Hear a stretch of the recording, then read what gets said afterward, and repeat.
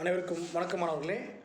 நம்ம பார்த்திங்கன்னா 11வது யூனிட் பார்த்துட்டு இருக்கோம். 9th சயின்ஸில் 11வது யூனிட் அட்டாமிக் ஸ்ட்ரக்சரில் ஏற்கனவே பார்ட் 1 பார்த்துட்டோம். இந்த பார்ட் 2 வீடியோவை அப்படியே கண்டினியூ பண்ண போகிறோம். அதில் நம்ம எங்கேருந்து பார்க்கணும் பார்த்தீங்கன்னா, அணுக்களின் எலக்ட்ரான் பகிர்வு அந்த இடத்துலேருந்து பார்க்கணும். சரிங்களா? பார்க்கலாங்களா? Electronic configuration of atoms. Okay, இதை பார்க்குறதுக்கு முன்னாடி இந்த அணுக்களின் எலக்ட்ரான் பகிர்வுகளை பற்றி விதிகளை கொடுத்தது யாருன்னு பார்த்தீங்கன்னா 2 பேர். ஒருத்தர் பேர் போர், இன்னொருத்தர் பேர் பூரின்னு போட்டுறாதீங்க. போர் மற்றும் பூரி, POHR BURY. இந்த 2 பேர் தான் பார்த்தீங்கன்னா எலக்ட்ரானிக் கான்ஃபிகரேஷனுக்கான ரூல்ஸை கொடுத்தவங்க. என்ன ரூல்ஸ் கொடுத்துருக்காங்கன்றதை பார்ப்போம் வாங்க.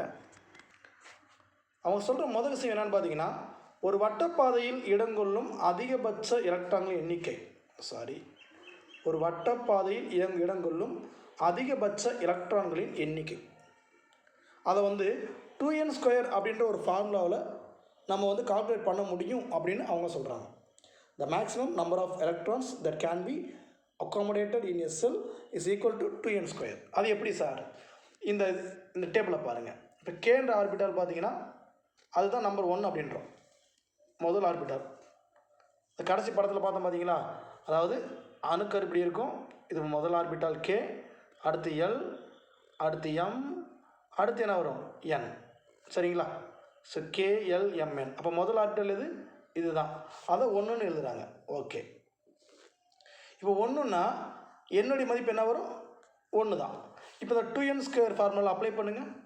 2n², எண்ணுக்கு பதிலாக 1ன்னு போடுறோம். ஸோ 1². இங்கே பாருங்களேன், 1² 1 தான் வரும். ஸோ 2 × 1 2. இப்போ முதல் ஆர்பிட்டால் 2 எலக்ட்ரான்களை தான் ஃபில் பண்ண முடியும். ஸோ இந்த விதியை ஃபாலோ பண்ணி தான் எலக்ட்ரான்ஸை ஃபில் பண்ண முடியுன்றதை இவங்க 2 பேர் சொன்னாங்க. இப்போ எல் எடுத்துட்டிங்கன்னா 2வது ஆர்பிட்டால். அப்போ என்ன ஆகும்? 2 × 2². ஏன் 2² போடுறோம்? எண்ணுக்கு பதிலாக 2, ஏன்னா 2வது ஆர்பிட்டால். அப்படி போட்டிங்கன்னா 2² 4 வரும், 4 2 8. அடுத்து எம்னா 18 வரும். ஸோ என்னன்னா 32 வரும். 3² 4² இப்படி அப்படியே 2 மல்டிப்ளை பண்ணிங்கன்னா 32 வரும். இப்போ முதல் ஆர்பிட்டால் கேல பார்த்தீங்கன்னா அதிகபட்சமாக 2 எலக்ட்ரான்களை ஃபில் பண்ண முடியும்.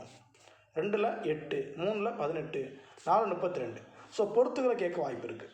இதையும் பார்த்தீங்கன்னா பொறுத்துகளை கேட்க வாய்ப்பு இருக்குது. ஸோ நல்லா பார்த்து வச்சுக்கோங்க. இதுதான் முதல் விதி. அடுத்து 2வது பாயிண்ட் பார்த்தீங்கன்னா, இந்த கூடுகள் அவற்றின் ஆற்றல்களின் ஏறு வரிசையில் எலக்ட்ரான்கள் பரிப்பரியாக நிரப்பப்பட வேண்டும். அப்படியே நிரப்பிக்கிட்டு இருக்காங்க. யாரும் கேட்காதீங்க, ஆல்ரெடி இருக்குது. ரைட்டுங்களா? ஓகே, இதுதான் விதி number 2. Shells are filled in step wise manner in the increasing order of energy. அதாவதுங்க அவங்க என்ன சொல்கிறாங்கன்னா, இப்போ K ஆர்பிட்டால் இருக்குது. இப்போ இது நியூக்ளி உட்கருன்னு வச்சுங்க. இதை ஃபில் பண்ணிவிட்டு, இந்த 2 ஃபில் பண்ணிவிட்டு தான் அடுத்து 2வது ஆர்பிட்டாலில் இருக்கக்கூடிய அந்த 8 எலக்ட்ரான்களையும் ஃபில் பண்ணணும். ஓகே அப்படின்றாங்க. ஸோ ஒரு ஆர்டராக வரணும் அப்படின்றதான் 2வது விதி. இது ஓகே, ஓரளவு ஈஸியாக புரிஞ்சிக்க முடியும். விதி 3 என்ன சொல்கிறாங்க பாருங்கள். ஸோ விதி 3 என்ன சொல்கிறாங்கன்னா, ஓர் அணுவின் வெளிவட்ட ஆர்பிட்டாலினால் கூடுதலாக எலக்ட்ரான்களை பெற முடிந்தாலும் இந்த ஆர்பிட்டில் உள்ள எலக்ட்ரான்களின் எண்ணிக்கை 8க்கு மிகாமல் இருக்க வேண்டும். எவ்வளோ சொல்கிறாங்க? 8க்கு மிகாமல். முதல் ஆர்பிட்டாலில் 2 தான், ஸோ நோ ப்ராப்ளம். 2வது ஆர்பிட்டாலில் 8 தான், அதுவும் நோ ப்ராப்ளம். 3வது ஆர்பிட்டாலில் 18 வருது பார்த்தீங்களா? ஸோ 18 வந்தாலும் நீங்கள் எவ்வளோ தான் ஃபில் பண்ணணுன்றாங்க? 8 தான் ஃபில் பண்ணணுன்றாங்க. ஸோ இந்த பாயிண்டை மட்டும் கொஞ்சம் நோட் பண்ணுங்கள். ஸோ இப்போ மீதி என்ன பண்ணுறதுன்னா, அதுக்கு அடுத்த ஆர்பிட்டாலில் கொண்டு போயிடணும். அதுக்கு நிறைய பார்த்தீங்கன்னா சப் ஆர்பிட்டால் இருக்கும். ஸோ அதுக்கு கொண்டு போயிடணும். ஸோ அது உங்களுக்கு இப்போ புரியாது, கணக்கில் வரப்போ உங்களுக்கு புரியும். இப்போ பாருங்கள், ஒரு 20 எலக்ட்ரான் இருக்கக்கூடிய கால்சியம் அணுவை எடுத்துக்கிட்டாங்க. முதல் ஆர்பிட்டால் எவ்வளோ ஃபில் பண்ண முடியும்? 2 போட்டாச்சு. மொத்தம் 20 இருக்குங்க. அதில் முதல் ஆர்பிட்டால் 2, மீதி எவ்வளோ இருக்கும்? மீதி 18 இருக்கும். அந்த 18ல் 8 கொடுத்தாச்சு. இப்போ 10 முடிச்சு. மீதி எவ்வளோ இருக்கும்? இன்னும் 10 இருக்கும். இப்போ 3வது இதில் பார்த்தீங்கன்னா அப்படியே 10 போட்டுறக்கூடாதுன்றாங்க, சுருக்கமாக சொல்லப்போனோம். ஏன்னா முதல்ல 2, அடுத்தல 8, அடுத்தல 18 ஃபில் பண்ண முடியும். 2n² ஃபார்முலா பிரகாரம் நம்ம 10 தானே சார் போடுறோம் அப்படின்னு போட்டுறக்கூடாது. ஏன்னா மேக்ஸிமம் 8 தான் போடணும். அந்த மீதி இருக்கக்கூடிய 2 அடுத்த ஆர்பிட்டாலில் கொண்டு போயிடணும். இதுதான் 3வது விதி சொல்லுது.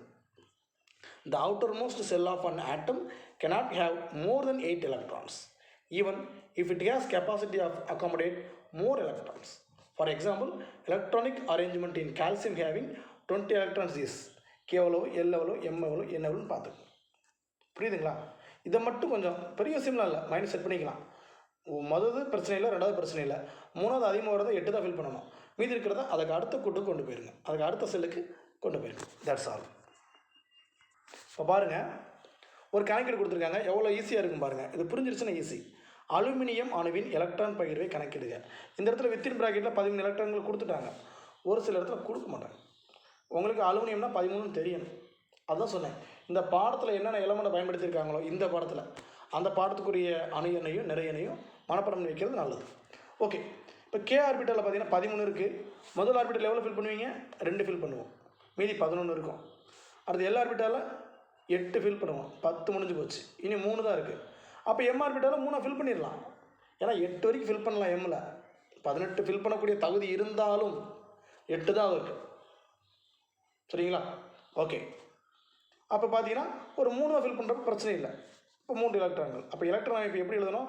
2,8,3ன்னு எழுதணும். ஸோ இப்படியே கேட்பாங்க, அலுமினியத்தின் எலக்ட்ரான் பகிர்வு கீழ்கண்ட ஒன்றில் எது? 2,8,3, 2,8,2, 2,8,4. ஸோ அந்த மாதிரி கேட்டாங்கன்னா ஈஸியாக உங்களுக்கு எழுத கற்றுக்குங்க. ரைட்டுங்களா? ஓகே, இதெல்லாம் யாரும் நடத்த மாட்டாங்க, இருந்தாலும் நடத்துகிறேன். ஏன்னா நம்ம இந்த மாதிரி விஷயங்களை ஒரு கொஸ்டினை கூட மிஸ் பண்ணிடக்கூடாது. ஸோ அடுத்து நடத்துறது கூடுதல் தகவல் தான், இருந்தாலும் முக்கியம், அதனால் தெரிஞ்சு வச்சுங்க. இப்போ பாருங்கள், ஒரே ஒரு ஆட்டம், ஆக்சிஜன் ஆட்டம் எடுத்தாச்சு. அதுக்கு அணு எண் எவ்வளவு? அடியில் இருக்க நம்பர் 8, நிறைய எண் எவ்வளவு? மேலே இருக்க நம்பர் 16. ஓகே, இதை மட்டும் வச்சுக்கிட்டு எப்படிலாம் எழுதுகிறாங்க பாருங்கள். நிறைய எண் ஏ எவ்வளவு? 16, அணு எண் இஜெட் எவ்வளவு? 8. இப்போ நியூட்ரான்கள் எண்ணிக்கை எப்படி கண்டுபிடிப்பீங்க? ஏலேருந்து இஜெட்டை கழிச்சிங்கன்னா உங்களுக்கு கிடச்சிடும். அதாவது நிறைய எண் மைனஸ் அணு எண் இஸ் ஈக்குவல் டு நியூட்ரான் எண்ணிக்கை. 16ல் 8 போச்சுன்னா 8. இப்போ நியூட்ரான் எண்ணிக்கை கண்டுபிடிச்சாச்சு. புரோட்டான் எண்ணிக்கை எவ்வளோ வரும்? அதுவும் 8 தான் வரும். ஏன்னா நியூட்ரான் எண்ணிக்கையும் புரோட்டான் எண்ணிக்கையும் சமம் தான். எலக்ட்ரான் எண்ணிக்கை எவ்வளோ வரும்? அதுவும் 8 தான் வரும். இப்போ எலக்ட்ரான் பகிர்வு பாருங்கள். எலக்ட்ரானை ஷேர் பண்ணுறப்ப மொத்தம் எத்தனை எலக்ட்ரான்கள் இருக்குது? மொத்தம் இருக்கிறது எத்தனை எலக்ட்ரான்கள் பார்த்துங்க. மொத்தம் 8 எலக்ட்ரான்கள். முதல் கூட்டில் 2, அடுத்த கூட்டில் 8 ஃபில் பண்ணலாம். 6 இருக்குது, 6 ஃபில் பண்ணிடுங்க, அவ்வளோதான்.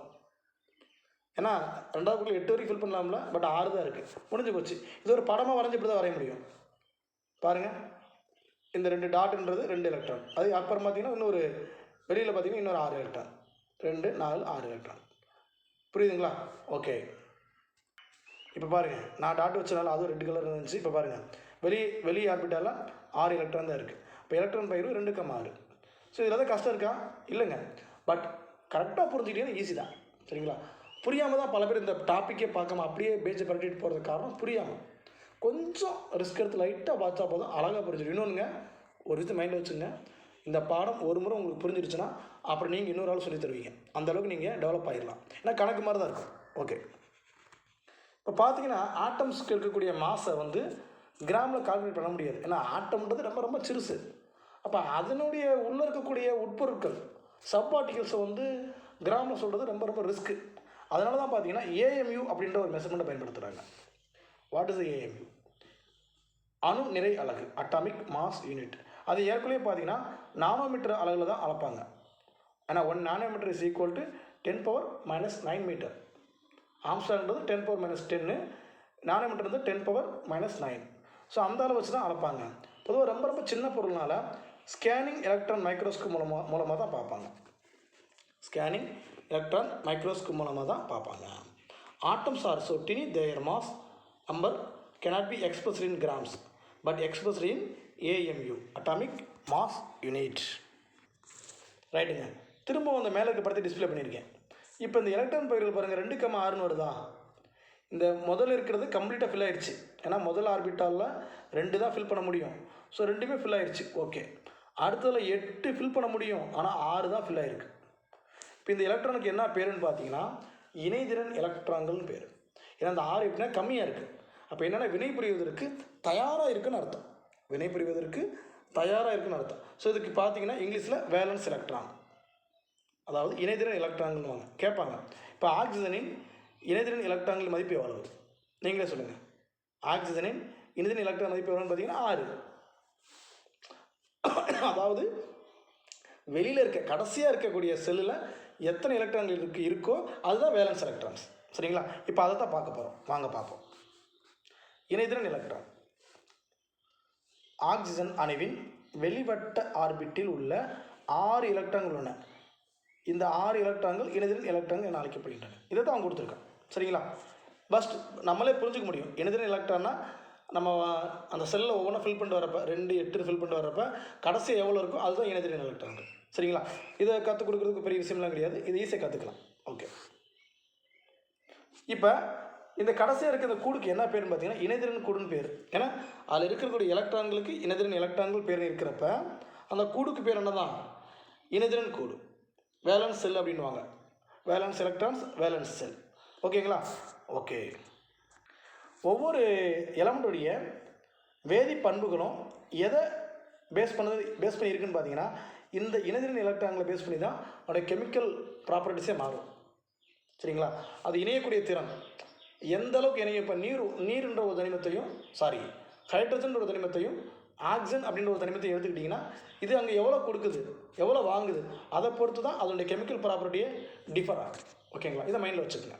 ஏன்னா இணைதிறன் எலக்ட்ரான்கள்லாம் ஒரு தனிமத்துடைய வேதிப்பண்புகளை தீர்மானிக்கக்கூடிய சக்தி.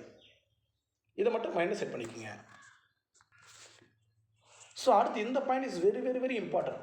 பிகாஸ் நல்லா பாருங்கள், ஒருவேளை கடைசியில் இணைதிறன் கூடு கடைசி இருக்கிற கூடில் 1 பேலன்ஸ் நின்றுச்சுன்னா 2 பேலன்ஸ் நின்றுச்சுன்னா 3 நின்றுச்சுன்னா அதுக்கு பேர் தாங்க தனிமங்கள், உலோகங்கள். வேலன்ஸ் எலக்ட்ரான்ஸ் பார்த்தீங்கன்னா 1 2 3 நின்றுச்சுன்னா அது உலோகங்கள். அப்படி இல்லாமல் 4 5 6 7 நின்றுச்சுன்னா அதுக்கு பேர் அலோகங்கள். அது உலோகங்கள், இதுக்கு பேர் என்னது? அலோகங்கள். 8 வந்துருச்சுன்னா 8 வந்தால் ஸ்டேபிள்னு அர்த்தம். ஏன்னா 8 ஃபில் பண்ண முடியும். 8 முழுசாக ஃபில் ஆகிடுச்சுன்னா அது ஸ்டேபிள், எந்த ஒரு இணையத்திறனும் புரியாது. அப்போ அதுக்கு பேர் என்னென்னு பார்த்தீங்கன்னா மந்த வாயுக்கள் அப்படின்வாங்க. என்ன சொல்லுவாங்க? மந்த வாயுக்கள். அதாவது நோபல் கேசஸ்ன்னுவாங்க. புரியுதுங்களா? ஸோ நல்லா மைண்டை செட் பண்ணிக்கோங்க. இது ரொம்ப ரொம்ப ரொம்ப இம்பார்ட்டன்ட்டுங்க. திரும்ப சொல்ல நல்லா கேட்டுங்க. நீங்கள் கண்டுபிடிக்கக்கூடிய இணைதிறன் எலக்ட்ரான்கள், அந்த கடைசியாக இருக்கக்கூடிய இணைதிறன் எலக்ட்ரான்கள், அந்த கடைசி கூட்டில் இருக்கக்கூடிய எலக்ட்ரான்கள் ஒருவேளை 1 2 3 இந்த 3 இருந்துச்சுன்னா அதுக்கு பேர் உலோகங்கள். 4 5 6 7 இருந்துச்சுன்னா அலோகங்கள். 8 போயிடுச்சுன்னா நோபல் கேசஸ், மந்த வாயுக்கள். சரிங்களா? வேலன்ஸ் ஆஃப் an element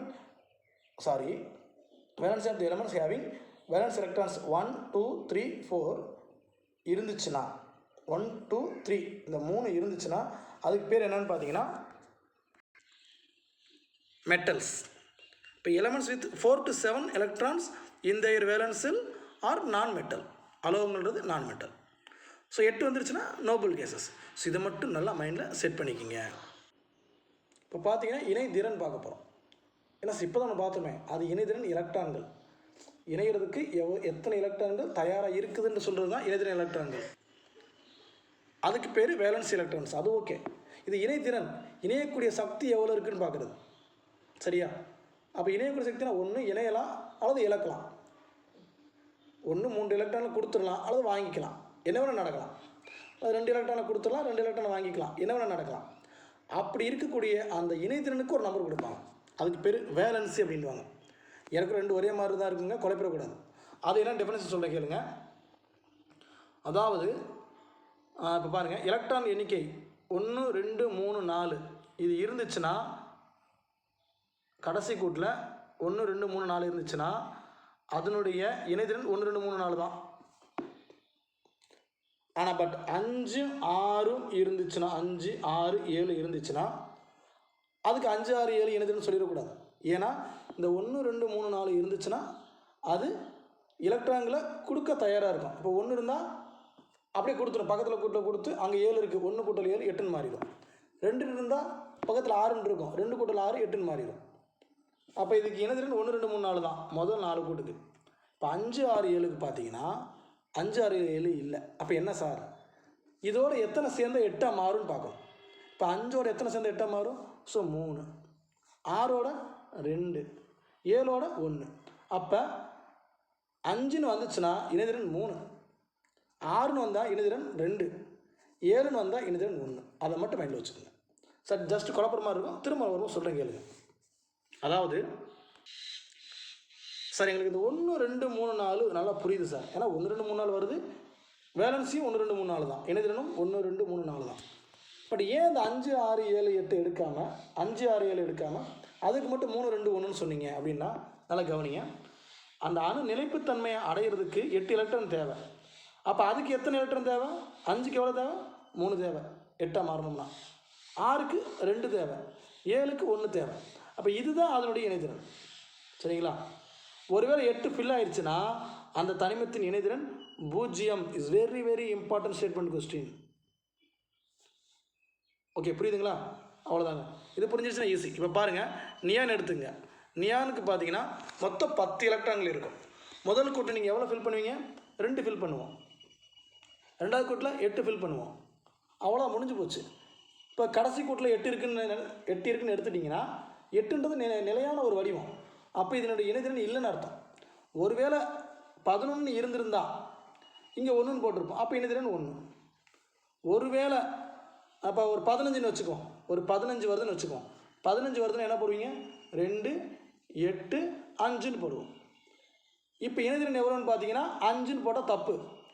இணைதிறன் எவ்வளவு? 3. இந்த இடத்துல நம்பர் ஆஃப் வேலன்சி 3. புரியுதுங்களா? இப்போ நான் இன்னொரு கேள்வி கேட்குறேன். இப்போ இந்த மாதிரி எலக்ட்ரான் அமைப்பில் இணைதிறன் எலக்ட்ரான்கள் எத்தனை? இணைதிறன் எலக்ட்ரான்கள் வேலன்ஸ் எலக்ட்ரான்ஸ் கேட்டால் 5 தான்.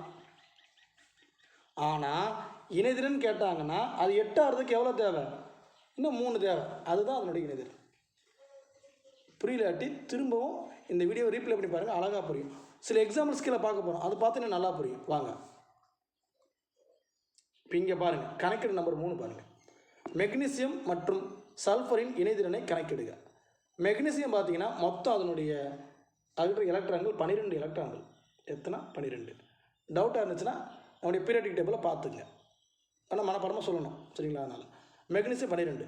இப்போ இதுக்கு எப்படி பிரியும்? முதல் கூடு கேல பார்த்தீங்கன்னா 2ன்னு வரும். ரெண்டாவது கூடில் 8ன்னு ஃபில் பண்ணுவோம். மீதி 2 தான் இருக்குது. அப்போ 2 ஃபில் பண்ணோன்னா பண்ணலாம். 2, 8, 2ன்னு போடலாம். ஆனால் மூணாவது கூடில் 8 எலக்ட்ரான் ஃபில் பண்ண முடியும். அப்போ நம்ம 2 தான் போட்டுருவோம். சரி, ரைட்.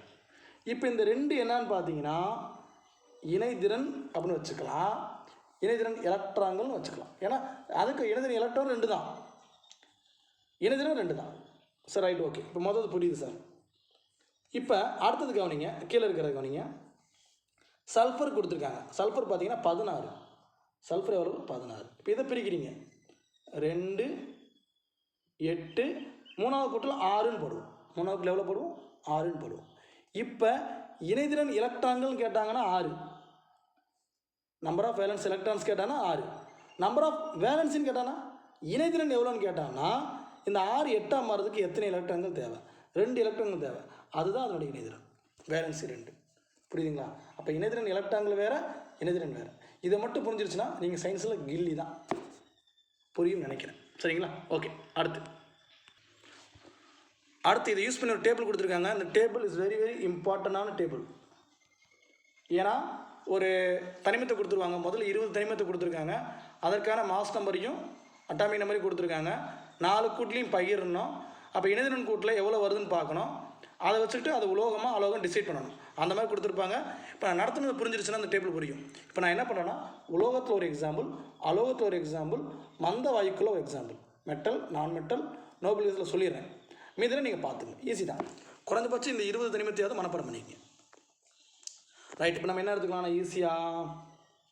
ஓகே, ஒரு ஃபார் எக்ஸாம்பிள் லித்தியத்தை எடுத்துக்கிட்டு இது உலோகமா அலோகமா மந்த வாயுவா மெட்டலா நான் மெட்டலா நோபல் கேஸான்றதை ஃபஸ்ட்டு செக் பண்ணலாம் வாங்க.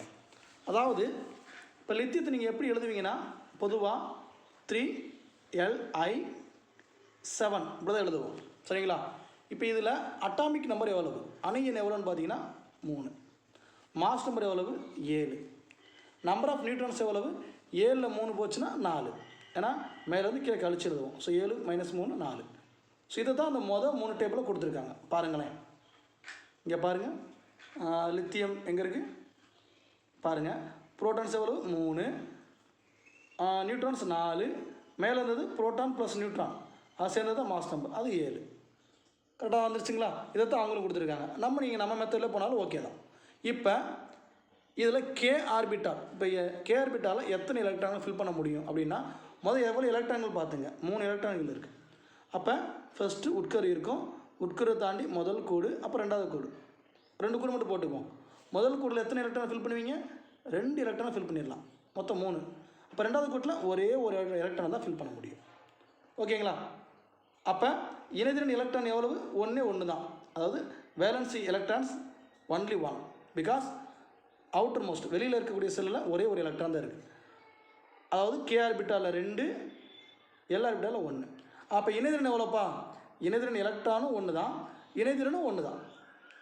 அப்போ 1 இருந்துச்சுன்னா 1, 2, 3, 4 இந்த 4ம் இணைதிறனாக வந்துச்சுன்னா அது என்ன தான்? மெட்டல் தான். That's all. இதில் எப்படி வேணால் கேள்வி கேட்க முடியும். இந்த டேபிளில் எப்படி கொடுப்பாங்கன்னா, லித்தியத்தின் வெளிப்புற ஆர்பிட்டாலில் உள்ள எலக்ட்ரான்கள் எண்ணிக்கை எவ்வளவு? 1. லித்தியத்தில் கே ஆர்பிட்டாலில் உள்ள எலக்ட்ரான் எண்ணிக்கை எவ்வளவு? 2. லித்தியத்தில் உள்ள நியூட்ரான்கள் எண்ணிக்கை எவ்வளவு? 4. லித்தியத்தில் உள்ள நிறைய எவ்வளவு அப்படி கேட்டாங்கன்னா புரோட்டான் ப்ளஸ் நியூட்ரான் 7. லித்தியத்தில் உள்ள புரோட்டான்கள் எண்ணிக்கை எவ்வளவு? 3. ஸோ பார்த்தீங்கன்னா ஒரே டேபிளில் ஒரே லைனில் இருந்து 7, 8 கேள்வி கேட்க முடியும். நான் ஒரு எக்ஸாம்பிள் ஒன்று சொல்லியிருக்கேன், மற்ற நீங்கள் போட்டு பார்த்துக்குங்க. அடுத்து பார்த்தீங்கன்னா ஒரு அளவு எடுத்துக்குவோம். பார்த்தீங்க எதை எடுத்துக்கலாம்? நைட்ரஜன் எடுத்துக்குவோம். ஓகேங்களா? நைட்ரஜன்றது என்னங்க? Just wait. ஓகே, என்ன எடுத்தாச்சு. இந்த நைட்ரஜனை நீங்கள் எப்படி எழுதுவீங்க? இங்கே இருக்குது, இங்கே இருக்குது. நைட்ரஜன் எப்படி எழுதுவோம்? நம்ம பொதுவாக நம்ம எழுதுறது ஸோ இந்த மாதிரி எழுதுவோம். n கீழே 7 மேலே 14. அப்போ எவ்வளவு? அணுகின எவ்வளவு? 7. நிறைய எவ்வளவு? 14. நம்பர் ஆஃப் நியூட்ரான்ஸ் எவ்வளவு? 14. 7 போச்சுன்னா 7. ஓகே, இப்போ 3 இதுக்கு நம்ம ஆன்சர் பண்ணிட்டோம் ஒரே ஒரு இதுலேயே. இப்போ நைட்ரஜன் நம்பர் ஆஃப் எலக்ட்ரான்ஸ் எவ்வளவு? 7. அப்போ இதை ஃபில் பண்ணுங்கள். 7 எலக்ட்ரான் எப்படி ஃபில் பண்ணுவீங்க? ஒரு வட்டத்தை போடுவோம், இது உட்கரு. 2வது வட்டம் போடுவோம். முதல்ல 2, அடுத்ததில் எத்தனைங்க? அடுத்ததில் 1, 2, 3, 4, 5 வந்துடுது. அப்போ இணைதிறன் எலக்ட்ரான்கள் எத்தனைன்னு பார்த்தீங்கன்னா 5 இணைதிறன் எலக்ட்ரான்கள் இருக்குது, வேலன்ஸ் எலக்ட்ரான்ஸ். இப்போ நான் என்னுடைய கேள்வி இணைதிறன் எவ்வளோ? அப்போ எப்போ 4க்கு மேலே போகுதோ அப்போ என்ன பண்ணோம்? 8 வரணும்னா 5 என்னவா மாறணும்? 5ஓட என்ன எவ்வளோ கூட்டணும்? 3 கூட்டணும். அதுதான் அதனுடைய இணைதிறன். ஸோ இணைதிறன் எலக்ட்ரான்கள் 5 தான், அதில் மாற்றம் இல்லை. பட் இணைதிறன் பார்த்தீங்கன்னா 3 தான். Valence electron 5, but valency means valency is answer 3. Okay, அப்போ என்னன்னு பார்த்தீங்கன்னா ஜஸ்ட் வெயிட். ஓகே, அப்போ நம்முடைய நைட்ரஜனுக்கு பாருங்கள் 3 தான் வந்திருக்கு. ஸோ 3 வந்து என்னங்க? உலோகமா அலோகமா? அலோகமான்றப்ப நீங்கள் என்ன நினச்சிடக்கூடாது? அந்த இணைதிறன் எலக்ட்ரான்கள். ஓகே, அதாவது உலோகமா அலோகமான்னு முடிவு பண்ணுறப்ப நீங்கள் எதை பார்க்கணும்? இணைதிறனை பார்க்கக்கூடாது, இணைதிறன் எலக்ட்ரான்கள் தான் பார்க்கணும். பட் இணைதிறன் எலக்ட்ரான்களுக்கு இங்கே ஒரு காலம் கொடுத்துருக்கணும், அவங்க கொடுக்குறேன். பட் நமக்கு தெரியும், இப்போ தான் பார்த்தோம் எவ்வளோங்க இருந்துச்சு நைட்ரஜனுக்கு பார்த்தீங்கன்னா 5 இருந்துச்சு. கடைசி கூடு மொதல் கூடில் 2, ரெண்டாவது கூடில் 5. அப்போ 5ன்னு வந்துட்டாலே அது உலோகம் அலோகமான அலோகம். ஸோ 4க்கு மேலே போனவே அலோகம் தான். ஸோ அதுதான் அவங்களுக்கு கொடுத்துருக்காங்க. அப்போ பார்த்தீங்கன்னா 5, 6, 7 வந்துச்சுன்னா அலோகம், 1, 2, 3, 4 வந்துச்சுன்னா உலோகம், 5, 6, 7 வந்துச்சுன்னா நான் மெட்டல், 1, 2, 3, 4 வந்துச்சுன்னா மெட்டல். ஸோ 8 வந்துருச்சுன்னா மந்தவாயு. அதுலேயும் ஒரு உதாரணம் பார்த்துடலாம் வாங்க. வேறு எதை எடுத்துக்கலாம்? ஆர்கான் எடுத்துக்கும். கடைசி இருக்கக்கூடிய ஆர்கான் பார்த்தீங்கன்னா 18 எலக்ட்ரான்கள் இருக்குது. எவ்வளோ இருக்குது? 18 இருக்குது. எப்படி எழுதுவாங்க ஆர்கானை? இப்படி எழுதுவாங்க. ஆர்கான் 18 மேலே 40 எழுதுவாங்க. ஸோ 40ல் 18 கழிச்சிங்கன்னா எவ்வளோங்க வரும்? ஸோ 22 நியூட்ரான் இருக்குது, அதுதான் இங்கே போட்டிருக்காங்க. ஓகே, இப்போ இந்த 18 எலக்ட்ரான்கள் எப்படி ஃபில் பண்ணுவீங்க? முதல் கூடில் 2, ரெண்டாவது கூடில் 8, மூணாவது கூடில் 8 தான் வரும். ஸோ 18 கூட்டி பாருங்கள். 8, 8, 16, 18. இந்த 3 கூட்டி பாருங்கள். ஸோ 18 வந்துருச்சு. இப்போ இணைதிறன் எலக்ட்ரான் இருக்கா? வேலன்ஸ் எலக்ட்ரான்ஸ் இருக்கானா? இல்லை. இணைதிறன் இருக்கா? வேலன்ஸ் எலக்ட்ரானே இல்லாதப்போ வேலன்ஸ் இருக்குமா? இருக்காது. அப்போ 0. அப்போ 0ன்னு வந்ததுனால அது மந்தவாயு, நோபல் கேஸ். அவ்வளோதாங்க. இது புரிஞ்சிருச்சுன்னா நீங்கள் இந்த பாடத்தில் கில்லி அட்டாமிக் ஸ்ட்ரக்சரை பொறுத்த மட்டும் நீங்கள் தான் டாப்பு. ஸோ இதை தான் பார்த்தீங்கன்னா அடுத்த பேஜில் படமாக கொடுத்துருப்பாங்க. சரிங்களா? அப்படியே படத்தில் வரைஞ்சி எத்தனை எலக்ட்ரான்கள் கொடுத்து ஒரு படமாக கொடுத்துருக்காங்க. ஸோ ஜஸ்ட் நீங்களே ரீட் பண்ணி பார்த்துங்க, அது ஈஸி தான். சரிங்களா? ஓகே, நம்ம அடுத்து பார்க்கக்கூடியது இதை காட்டுற ரொம்ப முக்கியமான விஷயம், ஐசோடோப்புகள், ஐசோபார்கள் மற்றும் ஐசோடோன்கள் என்னன்றதை பார்க்க போகிறோம். ஐசோடோப்னா என்ன சார்? நான் சிம்பிளாக சொல்லிடுறேன், நீங்கள் அதை வச்சு ரீட் பண்ணி பாருங்கள், உங்களுக்கு புரியும். இப்போ பாருங்கள், ஒரு 3 தனிமத்தை எடுத்துருக்கோம். எல்லாமே ஹைட்ரஜன் தனிமம் தான், ஆனால் வேறு வடிவத்தில் இருக்குது. முதல்ல பார்த்தா 1H1, ரெண்டாவது 1H2, மூணாவது 1H3. இந்த 1H1 என்ன சொல்லுவாங்க, புரோட்டீம் அப்படின்வாங்க. 1H2 டியூட்ரியம் அப்படின்வாங்க. 1H3 டிரிட்டீம் அப்படின்வாங்க. இப்போ இந்த மூணு நல்லா பாருங்கள். இதில் கீழே இருக்கக்கூடிய அணியன் மாறி இருக்கா, மூணுலேயுமே ஒன்று தான். அப்போ அணியன் என்ன ஆகலை, அணியன் மாறவில்லை. ரைட். நிறையன் பாருங்கள், நிறையன் பார்த்தீங்கன்னா மேலே 1 2 3 மூணுமே மாறிடுச்சு. அப்போ நிறையன் மாறிவிட்டது. அணியன் மாறலை, நிறையன் மாறிடுச்சு. எல்லாமே ஒரே தனிமமா? ஆமாம், ஹைட்ரஜன் தான். மூணுமே ஹைட்ரஜன் தனிமம் தான். ஸோ இந்த மூணு தெரியுதா? அப்போ டெஃபினேஷன் முடிஞ்சு போச்சு. என்ன சார் சொல்கிறீங்க, 3 கேள்வி கேட்டீங்க, டெஃபினேஷன் முடிஞ்சு போச்சா? ஆமாங்க. அதாவது அணியன் மாறாமலும் நிறையன் மாறியும் உள்ள ஒரே தனிமத்தின் அணுக்கள் ஐசோடோப்புகள் எனப்படும். ஒரே தனிமத்தின் அணுக்கள் ஐசோடோப்புகள் எனப்படும். முடிஞ்சிச்சுங்களா? அதாவது atomic number no change, mass number change. Atomic number no change, mass number is change, but same element. இப்படி இருந்துச்சுன்னா அதுக்கு பேர் ஐசோடோப். இன்னொரு எக்ஸாம்பிள் சொல்கிறேன் பாருங்கள். ஸோ அவங்களே ஒரு 2 எக்ஸாம்பிள் கொடுத்துருக்காங்க. இங்கே பாரு, கார்பனில் 1, குளோரினில் 1. இப்போ இதை எடுத்துக்கங்க. கீழக்கூடிய அணுயன் அட்டாமிக் நம்பர் மாறி இருக்கா? No change. Mass number should change, மாறி தான் இருக்குது. தனிமம் ரெண்டுமே, இதுவும் கார்பன் தான், இதுவும் கார்பன் தான். ஸோ இப்படி இருந்தால் அதுக்கு பேர் என்னென்னு பார்த்தீங்கன்னா ஐசோடோப்புகள். அவ்வளோதாங்க. இங்கேயும் பாருங்கள், ரெண்டுமே குளோரின். கீழே மாறலை, 17 17, மேலே 35 37 மாறிடுச்சு. கீழே மாறலை, மேலே மாறிடுச்சு அப்படின்னா அது ஐசோடோப்பு. சரிங்களா? நான் இன்னொரு விதத்தை சொல்லுவேன். டாப்பு மாறலாட்டு அது டோப்பு. சரி, டாப்பு மாறிடுச்சுன்னா அது டோப்பு. டாப்புனா இதுதான் டாப்பு, மேலே இருக்கிறது. ஸோ டாப்பு மாறிட்டா அது டோப்பு. பாட்டம் மாறல, பட் மேலே தான் மாறி இருக்கு. டாப்பு மாறினா டோப்பு, ஐசோடோப்பு அப்படின்னு நினச்சிங்க. டாப்புன்றது மேலே இருக்கக்கூடிய மாஸ் நம்பர். ஓகே, புரியுதுங்களா? இவ்வளோதாங்க. நீங்கள் ரீட் பண்ணி பாருங்கள், உங்களுக்கே புரியும். இந்த கதிரியக்க ஐசோடோப்புகள், இதுக்கு என்ன சொல்லுவாங்கன்னா கதிரியக்க ஐசோடோப்புகள் அப்படின்வாங்க. ஒரு உதாரணம் பார்த்தீங்கன்னா யுரேனியம் 235, கோபால்ட் 60, இதெல்லாம் பார்த்தீங்கன்னா கதிரியக்க ஐசோடோப்புகள். கதிரியக்க ஐசோடோப்புகள் இது எங்கே பயன்படும்? நிறைய மருத்துவத்துறையில் பயன்படும். யுரேனியம் பார்த்தீங்கன்னா நம்முடைய அணுமின் நிலையங்களில் பயன்படும். கோபால்ட் 60 பார்த்தீங்கன்னா இந்த புற்றுநோய் சிகிச்சையில் பயன்படும். சரிங்களா? ஓகே ஓகே, ஐசோடோப் புரிஞ்சு போயிருக்கும். புரியலாட்டி உங்கள் புக்கு அழகாக ரீட் பண்ணி பாருங்கள், புரியும். அடுத்து ஐசோபார். ஐசோபார்ன்றது இதுவும் அதே மாதிரி தாங்க. இந்த 2 கொடுத்துருக்காங்க. இந்த 2 என்ன பண்ணுறோம், நம்ம எடுத்து எழுத போகிறோம். அவங்க கொடுத்தாலும் ஓகே, நம்ம எழுதுவோம். ஓகேவா? 18, இங்கே 40.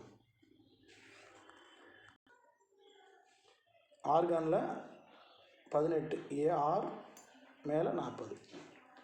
இங்கே பார்த்தீங்கன்னா 20, கால்சியத்தில் மேலே 40. இப்போ என்ன பார்த்தீங்கன்னா அதே மாதிரி அணியன்னு பாருங்கள், மாறிடுச்சா? அங்கே மாறல, இங்கே மாறிடுச்சு. அப்போ அப்படி தலைகீழாக. ஸோ மாறிடுச்சு. அங்கே மாஸ் நம்பர் மாறி இருந்தது, இங்கே மாஸ் நம்பர் பாருங்கள் மாறலை. அங்கே எல்லாமே ஒரே தனிமம், இங்கே வேறு வேறு தனிமம். அங்கே கார்பன்னா கார்பன் வந்தது, குளோரின்னா குளோரின் வந்தது. இங்கே பாருங்கள், இங்கே ஆர்கான், இங்கே கால்சியம். இப்போ நீங்கள் டெஃபினேஷன் சொல்லுங்கள் பார்ப்போம். என்னுடைய ஸ்டூடெண்டாக தான் சொல்லிடலாம். எப்படின்னு பார்த்தீங்கன்னா அணியன் மாறியும் நிறையன் மாறாமலும் உள்ள வெவ்வேறு தனிமத்தின் அணுக்கள் ஐசோபார்கள் எனப்படும். முடிஞ்சு போச்சுங்களா? Atomic number is change, mass number is no change. சரிங்களா? But different elements is called the isobar. அவ்வளோதாங்க, முடிஞ்சு போச்சு. ஸோ நீங்கள் புக்கில் ரீட் பண்ணி பாருங்கள், இவ்வளோதான் இருக்கும். சரிங்களா? ஐசோபார்னா புரியுதா? ஐசோடோப்புனா சொல்லிட்டேன், டாப்பு மாறிடுச்சுன்னா அது டோப்பு. சரிங்களா? ஓகே. அடுத்து பார்த்தீங்கன்னா ஐசோடோன்கள். ஐசோடோன்கள் என்னது? ஸோ இதுவும் ரொம்ப ரொம்ப ஈஸி தாங்க. எப்படி சார்? அவங்க கொடுத்தது அப்படியே திருப்பி எடுத்து எழுதி பார்ப்போம். போரானும் கார்பனும் கொடுத்துருக்காங்க, வேறு வேறு எலமெண்ட்டு தான். அப்போ 5B11 6C12 அவங்க கொடுத்து அப்படியே எழுதிக்குவோம். இங்கே பாருங்கள், அணியன்னும் மாறிடுச்சு, நிறையன்னும் மாறிடுச்சு. அதனால் அணியன் வெவ்வேறு அணியனையும் வெவ்வேறு நிறையனையும் கொண்ட வெவ்வேறு தனிமத்தின் அணுக்கள் எழுதிடாதீங்க. இங்கே என்னன்னு பார்த்தீங்கன்னா நியூட்ரான்ஸ் பாருங்கள். நியூட்ரான்ஸ் எப்படி கண்டுபிடிப்போம்?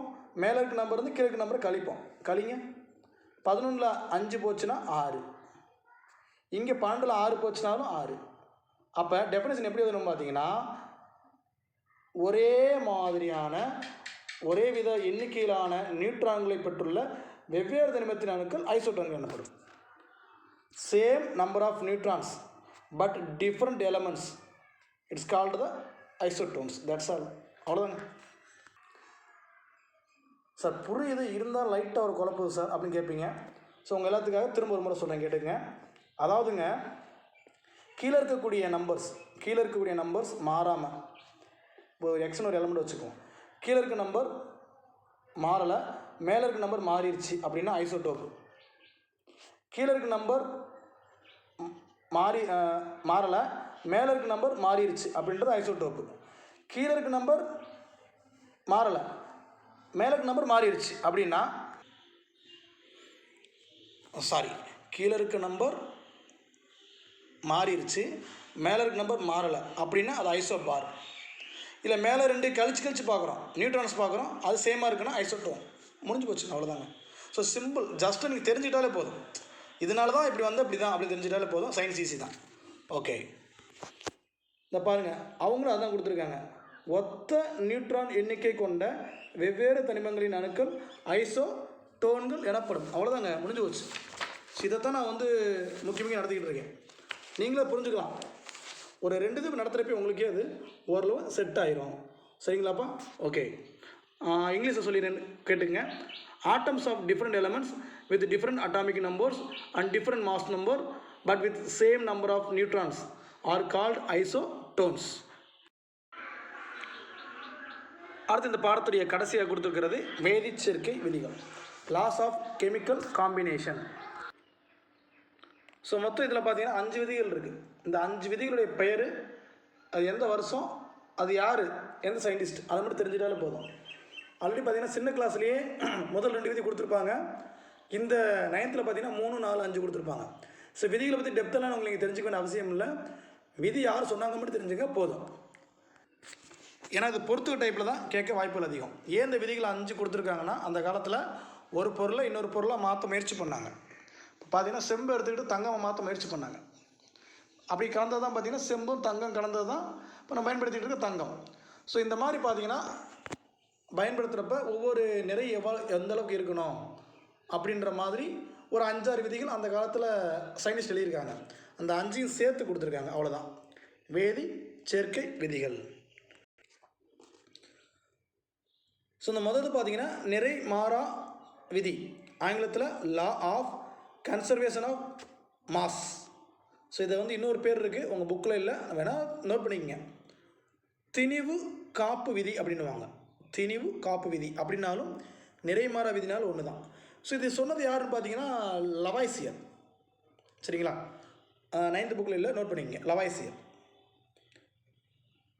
அடுத்து 2வது விதி என்ன பார்த்தீங்கன்னா மாறா விகித விதி. இது சொன்னது யாருன்னு பார்த்தீங்கன்னா ப்ரௌஸ்ட். மாறா விகித விதி, இது சொன்னவர் browsed.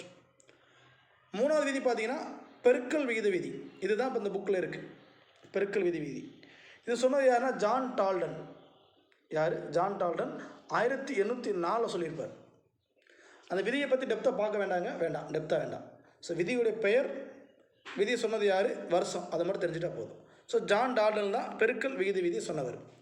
Law of multiple proportion, John Dalton. அடுத்து பார்த்தீங்கன்னா தலைகீழ் விகித விதி. இது சொன்னவர் யார் பார்த்தீங்கன்னா ஜெர்மியஸ் ரிச்சர். ஜெர்மியஸ் ரிச்சர் அப்படின்றவர் பார்த்தீங்கன்னா தலைகீழ் விகித விதியை பற்றி சொல்லியிருப்பார். லா ஆஃப் ரெசிப்ரோக்கல் ப்ரொபோர்ஷன், இது சொன்னவர் ஜெர்மியஸ் ரிச்சர். ஸோ ஃபைனலாக பார்த்தீங்கன்னா பருமன் இணைப்பு விதி. இந்த பருமன் இணைப்பு விதி சொன்னவர் யார் பார்த்தீங்கன்னா கேலுசாக். இவர் தான் பருமன் இணைப்பு விதியை சொன்னவர், கேலுசாக். சரிங்களா?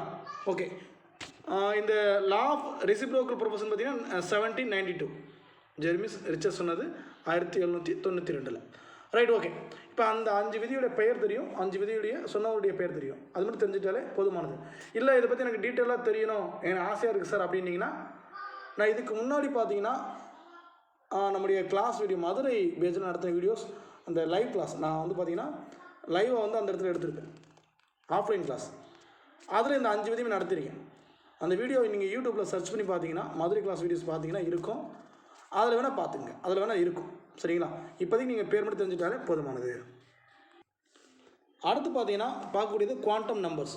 குவாண்டம் நம்பர்ஸ் அப்படின்றது ஜஸ்ட் நீங்கள் தெரிஞ்சுக்கிறதுக்காக, அதாவது பார்த்தீங்கன்னா இப்போ ஒரு நாடகம் முடிகிறப்ப அடுத்த கட்டத்தில் ஒரு 2 சீன் போடுறாங்கல்ல, அந்த மாதிரி நீங்கள் குவாண்டம் எண்களை பற்றி நீங்கள் ஃபியூச்சரில் படிக்க போகிறீங்க அப்படின்னு இந்த பேசிக் மட்டும் கொடுத்துருக்காங்க. பட் இது வந்து கேள்வியில் வர வாய்ப்பு இல்லை. இந்த ஒன்று மட்டும் கேள்வி வர வாய்ப்பு இருக்குது. என்னென்னு பார்த்தீங்கன்னா பொறுத்துகளை வர வாய்ப்பு இருக்குது. மொத்தம் இந்த அணுவில் பார்த்தீங்கன்னா இருக்கிற ஒவ்வொரு எலக்ட்ரானும் 4 குவாண்டம் எண்களால் தான் தீர்மானிக்கப்படுது. எத்தனை குவாண்டம் எண்கள்? 4 குவாண்டம் எண்கள் கேட்பாங்க. குவாண்டம் எண்களின் எண்ணிக்கை எத்தனை கேட்டால் 4, நேரடி வினா. அப்படி இல்லாமல் சார் ரைட், அந்த 4 குவாண்டம் எண்களுக்கு என்ன பேர்? முதன்மை குவாண்டம், கோண உந்த குவாண்டம், காந்த குவாண்டம், சுழற்சி குவாண்டம். மொத்தம் 4 குவாண்டம் நம்பர்ஸ் இருக்குது. திரும்ப ஒவ்வொரு சொல்லிடுறேன். பிரின்சிபல் குவாண்டம் நம்பர், அடுத்து பார்த்தீங்கன்னா azimuthal quantum number, magnetic quantum number, spin quantum number. சரி, இதில் நாங்கள் என்ன சார் பண்ணணும்? நீங்கள் எதுவும் பண்ண வேண்டாம், ஒவ்வொன்றையும் குறிக்கக்கூடிய குறியீடு மட்டும் தெரிஞ்சுக்கங்க. ஸோ பிரின்சிபல் குவாண்டம் நம்பர், முதன்மை குவாண்டம் என்னென்னா அதனுடைய குறியீடு என். கோண உந்த குவாண்டம் என்னென்னா எல். காந்த குவாண்டம் என்ன அப்படின்னா எம். என்ன மேக்னெட் வந்துருச்சா? சுழற்சி குவாண்டம் என்ன அப்படின்னா எஸ். ஸோ இதை மட்டும் மைண்டில் வச்சுட்டா போதும். வேறு குவாண்டம் என்னன்றதை பின்னாடி பார்த்துக்கலாம். ஜஸ்ட் ஒரு வேளை பொறுத்தில் கேட்டுட்டா மாட்டிக்குவோம். இந்த பக்கம் குவாண்டம் என்ன கொடுத்துட்டு இந்த பக்கம் குறியீடை கொடுத்தாங்கன்னா மாட்டிக்குவோம். அதனால் நீங்கள் அப்படியே ஒவ்வொரு நேராக பார்த்துங்க. முதன்மை குவாண்டம் என்னென்னா என்னு, அடுத்தது எல், அடுத்தது எம், அடுத்தது எஸ் அப்படின்னு பார்த்துங்க போதும். ஓகேங்களா? வாங்க புக் பேக் கொஸ்டினை செக் பண்ணிடலாம். தவறான ஒன்றை கண்டுபிடி. சரியான விடையை தேர்ந்தெடுத்து கொடுத்துருக்காங்க. மொத்தம் பார்த்தீங்கன்னா ஒரு 8 எலமெண்ட் கொடுத்துருக்காங்க. ஸோ இந்த மாதிரி கேள்வி கேட்டாங்கன்னா செத்தம். குரூப் ஒன்றில் கேட்டால் கூட இந்த மாதிரி கேள்வி எழுத முடியாது. அந்தளவுக்கு அது கஷ்டமான கேள்வி. பார்த்தீங்கன்னா ஒவ்வொன்றுக்கும் நீங்கள் அணு எண்ணை செக் பண்ணி பார்க்கணும். ஆக்சிஜனுக்கு 8, குளோரினுக்கு 17, ஆர்கானுக்கு 18 கரெக்டு தான், நைட்ரஜனுக்கு 7 கரெக்டு தான், சிலிக்கானுக்கு 14 கரெக்டு தான். பட் பெல்லடியத்துக்கு மட்டும் தப்பாக இருக்குது. 15 இல்லை 46. அப்போ எந்த இணை தப்புன்னு பார்த்தீங்கன்னா இந்த இணை தான் தப்பு. ஸோ இந்த மாதிரி கண்டுபிடிக்கணும், கஷ்டம்தான். சரிங்களா? வேறு வழி இல்லை. ஸோ ஒருவேளை இந்த கேள்வியை கேட்டால் நீங்கள் டக்குன்னு எழுதுகிற மாதிரி புக்கில் டிக்கெட்ஸ் வச்சுங்க. முதல் கேள்விக்கு C is the answer. Neutron எண்ணிக்கையின் மாற்றம். ரெண்டாவது கேள்வி, நியூட்ரான் எண்ணிக்கையின் மாற்றம் அந்த அணுவை இவ்வாறு மாற்றுகிறது. Change in the number of neutrons in an atom changes இட்டோ. ஏன்னா கண்டிப்பாக என்னவாக தான் இருக்கும், ஐசோட்டோப்பாக தான் மாறும். நியூட்ரான் எண்ணிக்கையில் மாற்றம் ஏற்பட்டால் அந்த அணு எவ்வாறு மாறும்? ஐசோட்டோப்பாக மாறும். சரிங்களா? கதிரியக்க ஐசோட்டோப்பாக மாறி நமக்கு நிறைய யூசஸ் கொடுக்கும். நன்மைகளும் உண்டு, தீமைகளும் உண்டு. அப்போ ஆன்சர் பி. அடுத்த மூணாவது கொஸ்டின், நியூக்ளியான் குறிப்பது. The term nucleons refer to. எந்த ரெண்டையும் கூட்டினா நியூக்ளியான். ஸோ இது உங்களுக்கு நான் சொல்ல மறந்துட்டேன், நோட் பண்ணிக்கங்க. புரோட்டானும் நியூட்ரானும் P+N. புரோட்டானும் நியூட்ரானும் ரெண்டு ஆட் பண்ணிங்கன்னா உங்களுக்கு என்ன கிடைக்கும்னா நியூக்ளியான்ஸ் கிடைக்கும், P+N. ஸோ இது கொஞ்சம் மைண்டில் வச்சுக்கோங்க. ஸோ இப்போ ஆன்சர் எங்கே இருக்குன்னு பார்த்தீங்கன்னா D. Proton plus neutrons is equal to nucleons. So நியூக்ளியான்கள்லாம் புரோட்டான்கள் எண்ணிக்கையும் நியூட்ரான்கள் எண்ணிக்கையும் கூட்டி வரக்கூடிய தொகைக்கு சமம். ஓகே, அடுத்தது நாலாவது கேள்வி. 35 Br 80 உள்ள புரோட்டான், நியூட்ரான் மற்றும் எலக்ட்ரான்கள் எண்ணிக்கை பார்த்தீங்களா? அந்த ஸ்ட்ரக்சர் வச்சு ஒரு கேள்வி கிரியேட் பண்ணியிருக்காங்க. இப்போ அதாவது புரோட்டான் முதல் கண்டுபிடிக்கணும், நியூட்ரான் கண்டுபிடிக்கணும், அப்புறம் எலக்ட்ரான் கண்டுபிடிக்கணும். புரோட்டான்றது கீழே இருக்கக்கூடிய அந்த அணியன்ல எவ்வளோன்னு பாருங்கள், அடியில் இருக்கிறது 35. அப்போ என்ன தான் புரோட்டான் 35 தான். நியூட்ரான் அப்படின்றப்ப மேலேருந்து கீழே கழிக்கணும். ஸோ 80லேருந்து 35 நீங்கள் கழிச்சிங்கன்னு என்ன கிடைக்கும்? 45 கிடைக்கும். அப்போ அதுதான் ரெண்டாவது சீரியஸ். மூணாவது என்னன்னு பார்த்தீங்கன்னா எலக்ட்ரான்களின் எண்ணிக்கை. மேலே இருக்கிறது தான் எலக்ட்ரான்களின் எண்ணிக்கை. எலக்ட்ரான்கள் எண்ணிக்கைன்றது பார்த்தீங்கன்னா புரோட்டான்கள் எண்ணிக்கையும் எலக்ட்ரான்கள் எண்ணிக்கை சமம். அப்போ புரோட்டான்கள் 35னா எலக்ட்ரான்களும் 35 தான். அப்போ 35, 45, 35 எங்கே இருக்குது? ஈயில் இருக்குது. இது ஆன்சர். புரியுதாப்பா? அதாவது 35ன்றது என்னதுன்னா கீழே இருக்கக்கூடிய 35 தான் புரோட்டான், எலக்ட்ரான் 35 தான். நியூட்ரான்றது மேலே கீழே கழிக்கணும். 80 35 போச்சுன்னா 45. இப்போ முன்னாடி என்ன கேட்டிருக்காங்க? புரோட்டான் தான் கேட்டிருக்காங்க, அது 35. Neutron 45, electron 35. ஸோ அந்த வர்ற மாதிரி பாருங்கள். ஸோ ஆப்ஷன் சி தான் ஆன்சர். ஆப்ஷன் டி தான் ஆன்சர். பொட்டாசியத்தின் எலக்ட்ரான் அமைப்பு. பொட்டாசியம் K உடைய முதல் எலக்ட்ரான்கள் தெரியணும், நம்பர் ஆஃப் எலக்ட்ரான்ஸ் எவ்வளோன்னு தெரியணும். இதில் பொட்டாசியத்தில் யாருக்கா தெரியுமா? 19. நம்ம ஆல்ரெடி இந்த பாடம் பார்க்குறப்ப பார்த்தோம். ஸோ 19னா அது எப்போ பிரியும்னா முதல் கூடில் 2 கீழே, அடுத்த கூடில் 8, அடுத்த கூடில் 8 கூட்டி பாருங்கள், 8 8 16 2 18. இப்போ கடைசி கூட என்ன வரும்? 1 மட்டும் வரும். அப்போ இதுதான் பொட்டாசியத்தின் எலக்ட்ரான் அமைப்பு. எங்கே நீங்கள் சொல்லுங்கள், இதில் நம்பர் ஆஃப் வேலன்சி எலக்ட்ரான்ஸ் எவ்வளோப்பா? 1 தான். வேலன்சி எவ்வளவு? அதுவும் 1 தான். ஸோ நல்லா பாடம் முடிஞ்சிருச்சுன்னா நீங்களே இது மாதிரி கேள்விகளை கிரியேட் பண்ண ஆரம்பிச்சிருவீங்க. So electronic configuration of potassium 2,8,8,1. Okay. So அடுத்த கேள்வி, அணுவில் உள்ள சரியாக தவறா தவறினில் திருத்துக. அணுவில் உள்ள எலக்ட்ரான்கள் உட்கருவினை நிலையான சுற்றுப்பாதையில் சுற்றி வருகின்றன. உண்மைதான். அவர் போர் மற்றும் புரி சொன்ன விதியில் அதான் முதல் விதி. அணுவில் உள்ள எலக்ட்ரான்கள் இல்லை இது யார் சொன்னதுன்னா, இந்த விதி யார் சொன்னதுன்னா ரூதர்ஃபோர்டுக்கு அடுத்து வந்த நீல்ஸ் போர் சொன்னது. அணுவின் நிலைப்புத்தன்மை விளக்கிறப்ப சொன்ன முதல் விதி இதுதான். அணுவில் உள்ள எலக்ட்ரான்கள் உட்கருவினை நிலையான சுற்றுப்பாதையில் சுற்றி வருகின்றன. ஸோ அப்போ கரெக்டு தான். சொன்னது யாருன்னா நீல்ஸ் போர் சொல்லியிருக்காரு. In atom electrons revolve around the nucleus in fixed orbit. So correct. So ரெண்டாவது பார்ப்போம் வாங்க. ஒரு தனிமத்தின் ஐசோடோப்பு வெவ்வேறு அணு எண்களை கொண்டது. அதாவது கீழே அடியில் இருந்தது மாறிச்சா மாறலையா? ஸோ ஐசோடோப்பு கேட்டிருக்காங்க. இப்போ டாப்பு மாறிடுச்சுன்னா அது டோப்பு. இப்போ கீழே இருக்கிறது மாறக்கூடாது, அப்படி தானுங்க. ஆனால் அவன் என்ன சொல்லியிருக்கான்னா வெவ்வேறு அணின்னு சொல்லியிருக்கான்.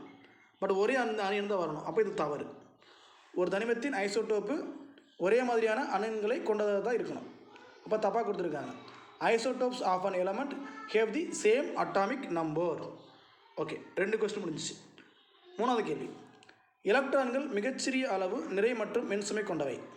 எலக்ட்ரான்கள் மிகச்சிறிய அளவு நிறை மற்றும் மின்சுமை கொண்டவை அப்படின்னு பார்த்தீங்கன்னா இந்த இடத்துல கேள்வியே தப்பாக இருக்குது. சரிங்களா? நாங்கள் மீட்டிங் அட்டன் பண்ண சொன்னாங்க, இந்த கேள்வியே தப்பு. எப்படின்னா எலக்ட்ரான்களின் மிகச்சிறிய அளவு நிறை மற்றும் நேர்மின் சுமை கொண்டவைன்னு கொடுத்துருப்பாங்க. அந்த கூட்டு தவறு அப்படின்னு போட்டுட்டு எலக்ட்ரான்கள் மிகச்சிறிய அளவு நிறை மற்றும் எதிர்மின் சுமை கொண்டவை. சரிங்களா? எலக்ட்ரான்றது e⁻−ஆக போடுவோம், அந்த மாதிரி வரணும். ஸோ இங்கேயே பிரிண்டிங் மிஸ்டேக் இருக்குது. இந்த கேள்வியே தப்பு தான். பட் கேள்வி எப்படி இருக்கணும்னா அவங்க தவறுதலாக கொடுக்க முயற்சி பண்ணியிருக்காங்க. எலக்ட்ரான்கள் மிகச்சிறிய அளவு நிறை மற்றும் நேர்மின் சுமை கொண்டவைன்னு கொடுத்துருக்கணும். அப்போ நம்ம என்ன எழுதுவோம்? தவறுன்னு போட்டுட்டு எலக்ட்ரான்கள் மிகச்சிறிய அளவு நிறை தான், ஆனால் எதிர்மின் சுமை கொண்டவைன்னு எழுதுவோம். சரிங்களா? ஸோ இது நெகட்டிவ் பார்ட்டிகல். எலக்ட்ரான்றது என்னது? Negative charge. ஓகே. அடுத்துக்கு இது ஆர்பிட்டின் அளவு சிறிதாக இருந்தால் அதன் ஆற்றல் குறைவாக இருக்கும். Smaller the size of the orbit, lower is the energy of the orbit. Correct தான். இப்போ பாருங்கள், கேன்றது ரொம்ப சிறுசாக இருக்கும், 2 எலக்ட்ரான் தான் இருக்கும். எல்லில் 8 தான் இருக்கும், அடுத்ததில் 18, அடுத்தது 32. அப்படின்றப்ப ஆர்பிட் அளவு சிறுசானா அந்த ஆற்றல் எப்படி தான் இருக்கும்? கம்மியாக தான் இருக்கும். அப்போ கரெக்டு தான். 4வது கூட்டு கரெக்டு தான். அடுத்து 5வது பாருங்கள், எல் மட்டத்தில் உள்ள அதிகபட்ச எலக்ட்ரான்களின் எண்ணிக்கை 10. எல் கேல எவ்வளோ போடுவோம்? நம்ம கேல 2, எல்லில் 8 போடுவோம். பட் இங்கே 10ன்னு கொடுத்துருக்காங்க. இப்போ ரைட்டாக தப்பா? தப்பு. சரிங்களா? ஸோ எல் மட்டத்தில் உள்ள அதிகபட்ச எலக்ட்ரான் எண்ணிக்கை 8. The maximum number of electron in L shell is electron எண்ணிக்கை 8. ஸோ கால்சியமும் ஆர்கானும் எதுக்கு எடுத்துக்காட்டுன்னு கேட்குறாங்க. கால்சியம் எப்படி எழுதுவோம்? இந்த மாதிரி எழுதுவோம். கால்சியம்ன்றதை 18 40ன்னு எழுதுவோம். ஆர்கான் எப்படி எழுதுவோம்? 20 AR 40ன்னு எழுதுவோம். சரி, மாற்றிட்டு நினைக்கிறேன். அதாவது எப்படி எழுதுவாங்கன்னா ஆர்கானுக்கு எப்படி எழுதுவாங்கன்னா 18 AR 40, கால்சியத்துக்கு 20 CA 40. ஓகே, இது எதுக்கு உதாரணம்? அணு எண் மாறிடுச்சு, நிறையன் மாறலை. இதுக்கு எதுக்கு உதாரணம் பார்த்தீங்கன்னா ஐசோ பாருக்கு உதாரணம். நான் நடத்துறது பார்த்தீங்களா? இது ஐசோ பாருக்கு தான் ஒரு எடுத்துக்காட்டு. கேட்பாங்க, calcium and argon are examples of pair of isobar. எழுதிக்கிங்க. அடுத்து, ஒரு ஆற்றல் மட்டத்தில் நிரப்பப்படும் அதிகபட்ச எலக்ட்ரான்கள் எண்ணிக்கை எந்த ஃபார்முலா டிசைட் பண்ண முடியும்? 2n² ஃபார்முலாவில் தான் டிசைட் பண்ண முடியும். ஸோ இந்த இடத்துல 2n² போடுங்க. சரிங்களா? உங்கள் எந்த ஆற்றல் மட்டம் கொடுக்கல, அதனால் ஃபார்முலாவே போடுங்க போதும், 2n². அடுத்து, டேஸ் ஐசோடோப் அணு உலையில் பயன்படுகிறது. டேஸ் ஐசோடோப் அணு உலையில் பயன்படுகிறதுனா யுரேனியம் 235. யுரேனியம் 235 இதுதான் அணு உலையில் பயன்படுது. அடுத்த கேள்வி 3Li7 உள்ள நியூட்டன்கள் எண்ணிக்கை. நியூட்டன்கள் எண்ணிக்கைன்னு என்ன பண்ணுவீங்க, மேலேருந்து கீழே கழிக்கணும். 7ல் 3 போச்சுன்னா மீதி 4. இதுதான் நம்பர் ஆஃப் நியூட்ரான்ஸ். அடுத்த கேள்வி, அடுத்த 5வது கேள்வி ஆர்கானின் இணைதிறன். ஆர்கான்றது நமக்கே தெரியும், மந்த வாயுன்றது தெரியும். நோபல் கேஸஸ், நோபல் கேஸுக்கு இணைதிறன் இருக்குமா? இருக்காது, 0வாக தான் இருக்கும். அப்போ என்ன வரும்? ஆர்கான் இணைதிறன் 0. அவ்வளோதாங்க. ஸோ பாடம் உங்களுக்கு புரிஞ்சிருச்சுன்னா எல்லாமே சிம்பிள் தான். அடுத்து பொறுத்துக்க பாருங்கள். இந்த பக்கம் 4 பேர் கொடுத்துருக்காங்க, அந்த பக்கம் அவங்க கண்டுபிடிச்ச ஒவ்வொரு கண்டுபிடிப்பு கொடுத்துருக்காங்க. மேட்ச் பண்ணுங்க பார்ப்போம். டால்டன் யாருங்க? முதல் அணுக்கொள்கை. Dalton first atomic theory. இதுக்கு இதுதான் வரும். சாட்விக் எதை கண்டுபிடிச்சாரு? நியூட்ரான்களை கண்டுபிடிச்சவர். சாட்விக் பார்த்தீங்கன்னா நியூட்ரான் கண்டுபிடிச்சவர். அது இங்கே போட்டுருங்க. ரூதர்ஃபோர்டு எதை கண்டுபிடிச்சார்? ரூதர்ஃபோர்டு பார்த்தீங்கன்னா அந்த தங்கத்தகடு வச்சு ஆல்ஃபா துகள் கொண்டு தாக்கி நடுவில் நேர்மின் சுமை கொண்ட ஒரு பொருள் இருக்குன்னு சொன்னார். அதுக்கு பேர் என்ன சொன்னார்னா உட்கருனார், ஆங்கிலத்தில் நியூக்ளியஸ். அப்போ ரூதர்ஃபோர்டு கண்டுபிடிச்சது நியூக்ளியஸ் கண்டுபிடிப்பு. லாஸ்ட் ஒன், நீல்ஸ் போர் என்ன மாதிரி வெளியிட்டார்? ஹைட்ரஜன் அணு மாதிரி தான் வெளியிட்டார். அது ஹைட்ரஜன் மட்டும் தான் செட் ஆச்சு, மற்ற எதுக்குமே செட் ஆகலை. அந்த குறைகளை பார்த்து நினைவு இருக்குங்களா? இப்போ நீல்ஸ் போர் பார்த்தீங்கன்னா ஹைட்ரஜன் அணு மாதிரி. Niels Bohr hydrogen atom model. ஓகேங்களா? அவ்வளோதாங்க. எக்ஸ்ட்ரா ஒரு ஆப்ஷன் இருக்குது பாருங்கள், ப்ளம் புட்டிங் மாதிரி. அது சொன்னது யார் தெரியுங்களா? J Thomson. தர்பூசணி பழத்தில் கொட்டைகள் இருக்கிற மாதிரி, அதாவது ப்ளம் கேக், அதில் பார்த்தீங்கன்னா சின்ன சின்ன இது இருக்குது பார்த்தீங்களா, அந்த மாதிரி இருக்கக்கூடிய அணு மாதிரியை வெளியிட்டவர் யாருன்னு கேட்டாங்கன்னா ஜே தாம்சன். அதையும் நோட் பண்ணி வச்சுக்கோங்க. அடுத்து பார்த்தீங்கன்னா உங்களுக்கு டைம் இருந்துச்சுன்னா இந்த டேபிளை நீங்களே சால்வ் பண்ணி பாருங்கள். இந்த டேபிளுக்கு பார்த்தீங்களா, விடுபட்ட இடத்தை நிரப்புக. இந்த டேபிளை கரெக்டாக நீங்களே சால்வ் பண்ணிட்டீங்கன்னா இந்த பாடம் உங்களுக்கு புரிஞ்சிருச்சுன்னு அர்த்தம். சரிங்களா? அதாவது ஒரு தனிமம் இருந்துச்சுன்னா அந்த தனிமத்தை வச்சுட்டு நீங்கள் பீரியாடிக் டேபிளை தேடுங்க. தேடி ஒவ்வொன்றா கண்டுபிடிச்சி அப்படி நோட் பண்ணி போட்டே வாங்க, ஒரு ஐடியா கிடைக்கும். சரிங்களா? ஓகே, ஓரளவு இந்த பாடத்தை முடிச்சிட்டோம். அடுத்த பாடத்தில் மீட் பண்ணலாம். Thank you to all.